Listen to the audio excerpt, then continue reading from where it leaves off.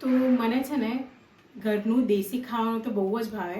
મને કોઈક વાર છે ને બહારનું મેં ખાધેલું હોય અને જે ના ખાધું હોય ને ઘરે એક્સપેરિમેન્ટ કરવાની બહુ આદત છે. એકચ્યુઅલી આ આદત આવી છે મને ધ્રુવના મમ્મી એટલે કે મારા સાસુ મમ્મી. એમને કેવું છે ખબર છે, તમે બહાર જાઓ ને કોઈ પણ ડીશ એક ચમચી બી ચાખી લે ને તો ઘરે આવીને ડિટ્ટો એ કોપી કરી શકે. તો 8 વર્ષથી એમની સાથે છું તો મને બી આદત પડી ગઈ છે. મને બહુ ટાઈમથી મેક્સિકન હોટપોટ રાઈસ મતલબ એક મેક્સિકન રાઈસ મેક્સિકન હોટપોટ એ જે બાઉલ આવે છે મને ખાવાની બહુ જ ઈચ્છા હતી. તો મેં કીધું બહાર ટેસ્ટ કરું કે ઘરે બનાવું. પછી વિચાર્યું કે કામ કરીએ ઘરે બનાવી તો જોઈએ પછી બહાર જઈએ. દર વખતે બહારનું ચાખીને ઘરે બનાવીએ છીએ, આજે ઘરે બનાવીએ અને પછી બહાર ચાખીએ કે આપણે કેટલા હદ સુધી ઉતરી શકીએ. એટલે હું અત્યારે બનાવવા જઈ રહી છું. હા, તો મેં સાંભળ્યું છે કે બહુ અલગ અલગ રીતે આને બનાવવામાં આવે છે, પણ દેશી તડકા સાથે આપણા ઘરમાં હોય એટલી વસ્તુઓ સાથે આજે બનાવવાનો ટ્રાય કરીએ. તેલ, બટર, ચોપ કરેલું લસણ છે, ગાજર, ઝુકીની, મશરૂમ, ગ્રીન ચીલીઝ છે, રેડ ટોમેટોસ ચોપ કરેલા છે, કેપ્સિકમ છે, બોઇલ્ડ રાજમા છે, આ ટામેટા પ્યુરી છે, બાસમતી રાઈસ છે અને કાશ્મીરી મરચું છે, ઓરેગાનો છે, ચીલી ફ્લેક્સ છે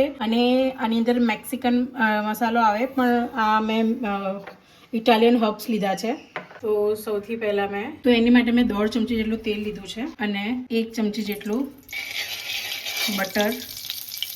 બટર ના હોય તો તમે ઘી પણ લઈ શકો છો. બટર ગરમ થાય એટલે આપણે આની અંદર થોડી ડુંગળી નાખી દેવાની છે.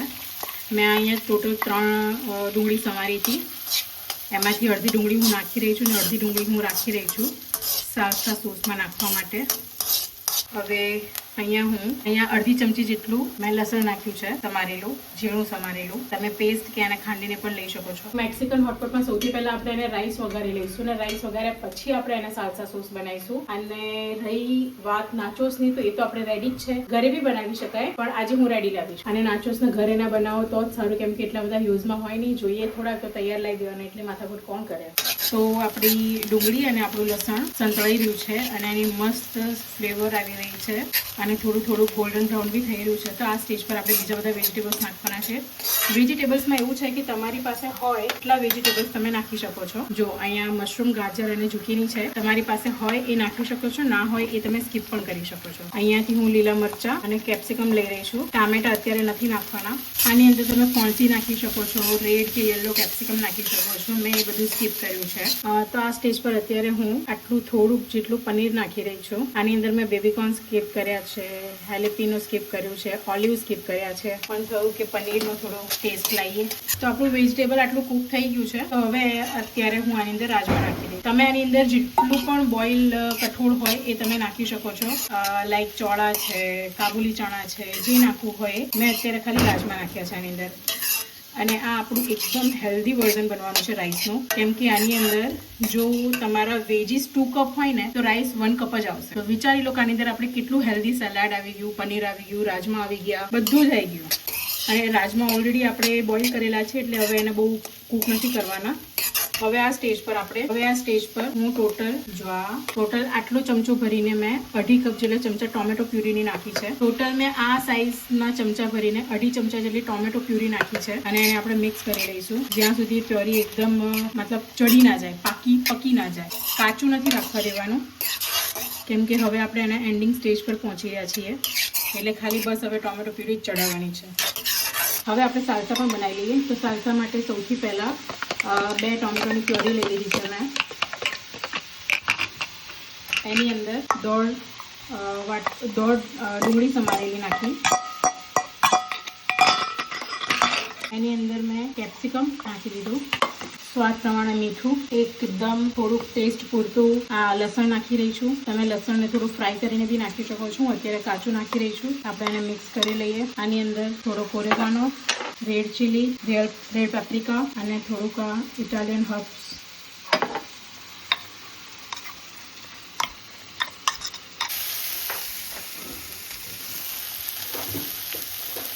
હવે આપણે એની અંદર મસાલા કરી લઈએ. સૌથી પહેલાં આપણે સ્વાદ પ્રમાણે મીઠું નાખશું. મેં રાજમા બોઇલ કરતી વખતે અને રાઈસમાં બી મીઠું નાખ્યું છે એટલે ખાલી મારે સબ્જી જેટલું જ મીઠું નાખવાનું છે. ઓરેગાનો, રેડ ચીલી મિક્સ કરી લઈએ. હવે આ કાશ્મીરી મરચું છે, 2 ચમચી જેટલું નાખ્યું.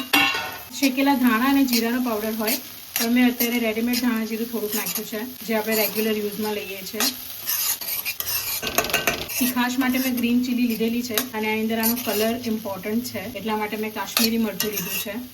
તમે રેડ પેપ્રિકા પણ લઈ શકો છો, જે આખા આવે છે લાલ મરચાં. આની અંદર 2 ચમચી જેટલો ટામેટો કેચઅપ, થોડું 2 થી 4 ડ્રોપ લીંબુ, એટલે આપણી ચટાકેદાર સાલસા રેડી છે. હવે બાકી રહ્યું છે આની અંદર કોથમીર. કોથમીરનો ભાગ મેક્સિકનમાં બહુ વધારે પડતો છે. અડધા લીંબુમાંથી થોડુંક મેં સાલસામાં નાખ્યું હતું અને બાકી રહેલું આની અંદર નીચોઈ રહી છું. તો આ રાઈસ 2 ભાગના છે. કાલે મારે એની બીજી જરૂરત છે, એટલા માટે મેં વધારે બનાવ્યા છે. આમાંથી આપણે થોડાક જ નાખવાના છે. જેવી રીતે મેં કીધું હતું કે બે બાઉલ જો સબ્જી હોય તો 1 બાઉલ જેટલા રાઈસ પડશે. સબ્જી વધારે હશે આની અંદર, તો હું રાઈસ થોડા જરૂર પ્રમાણે નાખતી જઈશ.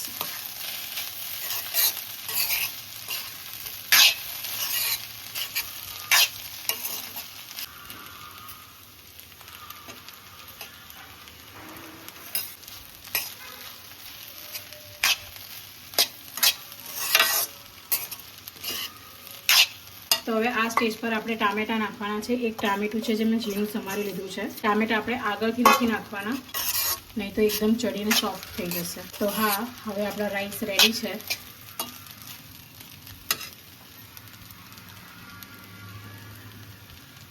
કોથમીર વગર તો બને નહીં આ. ચલો આપણે સર્વ કરી લઈએ.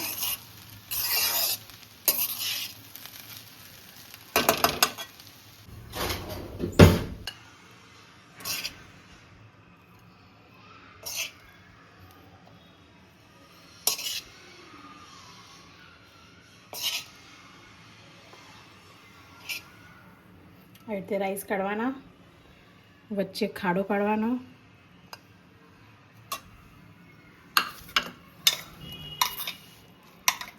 વચ્ચે આપણો સાલસા સોસ ભરવાનો,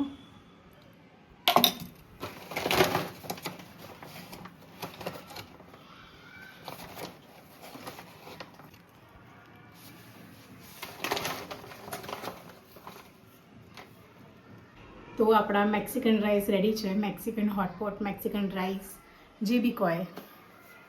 તો કહેવાય છે કે આની અંદર સ્પૂનની જરૂર ના પડે, એટલા માટે નાચોસથી આને ખાવાનું હોય. ક્યાંક સાંભળ્યું હતું, ક્યાંક જોયું હતું. ટ્રાય કરીએ. સાલસા સોસ, રાઈસ અને નાચોસ. ચીયર્સ.